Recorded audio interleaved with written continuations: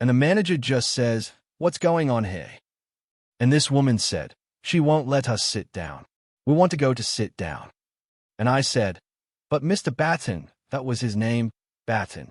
I said, "It's Hitchcock." You know, Carol Burnett spent a lifetime making America laugh through the Carol Burnett Show. Fans always believed her kindness was limitless, that she never held grudges. But in her 90s, she revealed a truth no one expected.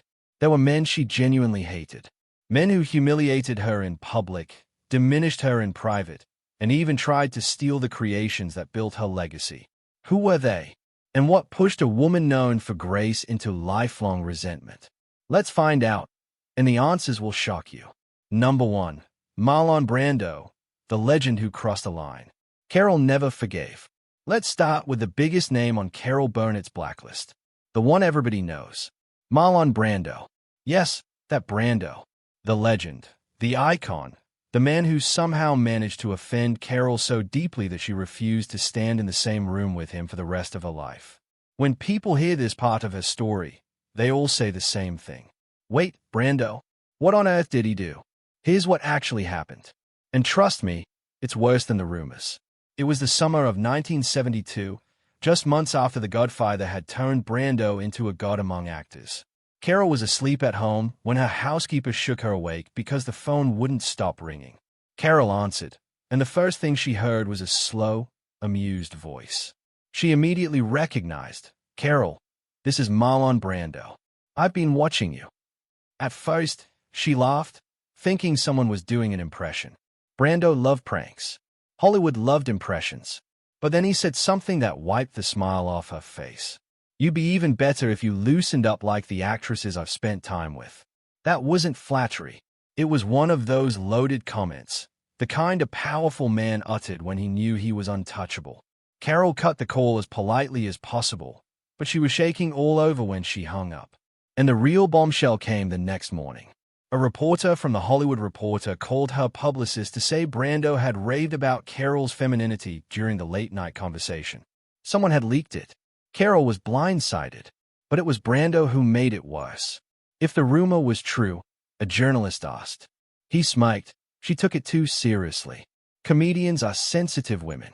It was the moment when Carol knew she wasn't dealing with admiration. She was dealing with a man who treated her like a punchline. "I felt small, and I've spent my whole life fighting not to feel small," she would tell a friend 2 days later. From that day on, Carol had a standing rule with her PR team. If Brando is coming, I'm not. And she meant it for the following 30 years. At number 2, Cary Grant. The Hollywood gentleman who publicly humiliated. Cary Grant is the name nobody believes shows up on Carol Burnett's hate list. The suave gentleman of Hollywood. The charming icon with the faultless suits and faultless diction. Carol never forgot the night he humiliated her in front of the most powerful room in the industry. It was in 1968 at a Beverly Hilton gala, the type where everyone pretended to love everybody else. Carol had just become America's comedic sweetheart. Grant was getting a Lifetime Achievement Award and sat at the middle table, like royalty. When the ceremony ended, Carol went over to congratulate him. She looked radiant, relaxed, completely unaware of the storm she was about to step into. A director standing next to Grant tried to make light conversation. "Cary, you've seen Carol's show, right? She's got the whole country laughing." He smirked and loud enough for several tables to hear said, "Laughing at what?" Waving her arms around, making faces. "I don't understand why people find that appealing." Carol froze. She wasn't thin-skinned. She had been heckled before, but this a screen legend mocking her craft. Why did he had to do that? She kept her poise. She always did. But as she turned to walk away, Grant leaned towards Elizabeth Taylor and delivered the line that cemented his place on Carol's blacklist forever. "She's not a real actress. She's a housewife who got lucky." That was cruelty dressed up as elegance. Carol didn't argue. She didn't have to. Hollywood talked about that night for months. She later told a close friend, "I didn't hate him for disliking my comedy. I hated that he said it to humiliate me." 2 years later, Paramount wanted Carol to co-star with him in a musical comedy. She refused instantly. Her team insisted it was a career-making opportunity. She said the same 7 words every time the subject came up. I won't work with a man who belittles women. Grant never apologized and Carol never softened. Number 3. Laura Michaels, the power broker who shut Carol out for 50 years. Why did Carol Burnett and Lauren Michaels turn into enemies without ever sharing a stage? The answer isn't pretty, and it definitely isn't professional courtesy. Their conflict grew out of one brutal phrase that Carol heard about him, and she never forgave. The story begins in 1975, the year Saturday Night Live premiered. Carol was still ruling CBS with The Carol Burnett Show, and nearly every critic said the same thing. If anyone deserves to host SNL, it's Carol. That idea never made it to air. Not because Carol wasn't interested and not because of scheduling. The real reason came from a private meeting inside NBC. During a Season 2 pitch session, an editor threw out in the most innocuous way imaginable, "What about Carol Burnett? She'd be historic." Lauren is said to lean back, shake his head, and utter the line that went like wildfire across NBC. "Not her. She's the face of old television. Over my dead body." Do you think that was harsh? Absolutely. But he wasn't done. A staff member remembers him subsequently adding, "Her kind of comedy makes us look outdated. SNL isn't a retirement home." The words made it to Carol within days. She didn't blow up, didn't broach the subject with him, didn't call for a public correction. She just went quiet, ice-cold quiet. Much later, she would simply tell them privately, "I spent my whole life opening doors for women in comedy. He slammed one shut without even meeting me." Over the years, the feud got weirder. NBC tried to book Carol into the 10th anniversary special. Lauren vetoed the idea with a handwritten note. Not relevant, not funny, not happening.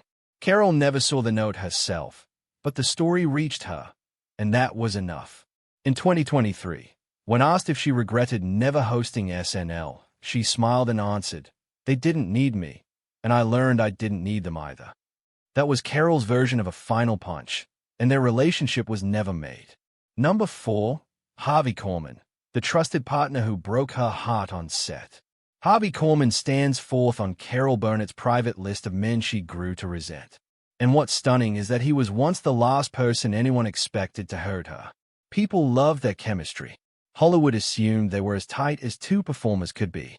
Carol thought so, too, until one afternoon in 1974, Harvey revealed a bitterness that she had never seen coming. The explosion occurred during a routine rehearsal at Studio 33, the kind of day nothing out of the ordinary was meant to happen. Petula Clark was finishing her run-through. The lighting crew was pushing along positions, and Harvey prepared for a comedic set he'd done 1,000 times. A minor lighting mistake darkened his mark, and that little inconvenience set off something far uglier. Harvey hurled his script to the floor and barked at the crew. "How hard is it to get it right? I'm tired of cleaning up her mistakes." Carol heard every syllable. He wasn't talking about a light. He was talking about her, his friend, his partner, the woman who had given him a platform that made him a household name. The room went silent. Carol didn't look angry, just stunned. She walked toward him, calm as anyone trying not to break in front of her own team, and said softly, "Harvey, why would you speak to them like that?" Harvey did not back down. His voice rose sharp and resentful. "Maybe I'm done being second on the Carol Burnett Show." That sentence cut deeper than the shouting. It exposed a jealousy Carol never imagined he harbored. After that, she stepped away, entered her dressing room, and locked the door. She cried quietly inside. 3 days later, Harvey returned with an apology, telling her, "I forgot why I started doing comedy." She accepted it because kindness was in her nature. But she told Vicki Lawrence afterward, forgiving him didn't fix what broke.